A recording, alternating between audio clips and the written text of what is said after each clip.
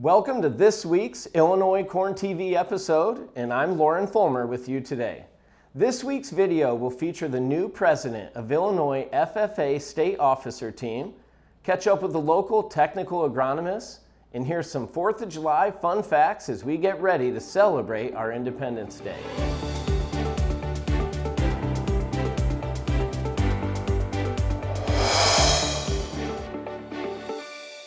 First, the 2023 and 24 Illinois FFA State Officer Team was elected on June 15th in Springfield. Thaddeus Bergschneider from the Franklin FFA chapter was elected to serve as the state president. Let's hear more from Thad.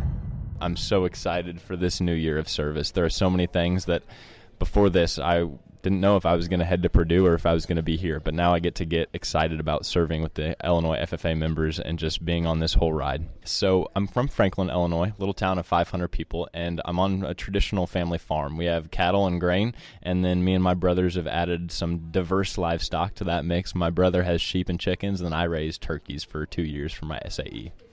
My finance and policy concentrations are really what I love, and then fitting those within agriculture, and they fit so well. We need finance, we need policy especially in agriculture, and that's going to be something I see at Ag Legislative Day in Illinois as a state president, and then with the Illinoiscorn trip in D.C. So those two concentrations in agriculture, we'll kind of see where that leads me as a career. Well, what a year it's been with the weather. Parts of our state are experiencing a moderate drought, and timely rains are key and vital to this growing season. Let's hear from technical agronomist Lance Tharchione.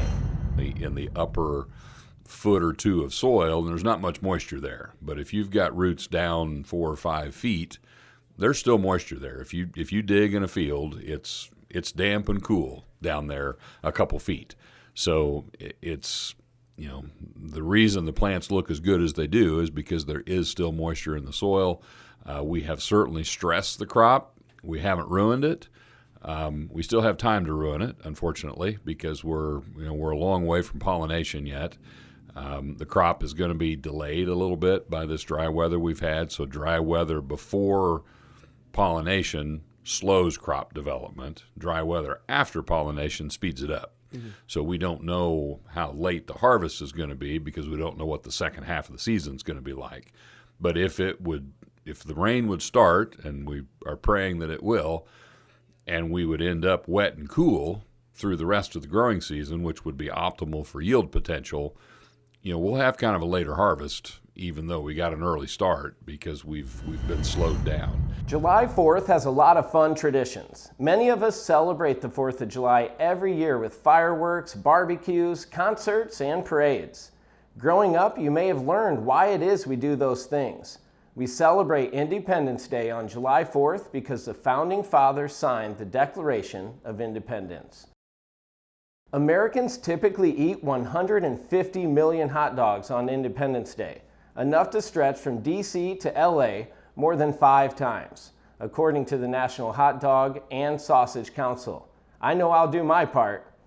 As of 2016, July 4th was the #1 holiday for beer sales in the U.S., according to the National Beer Wholesalers Association. Small towns in the U.S. typically spend between $8,000 and $15,000 on their firework displays.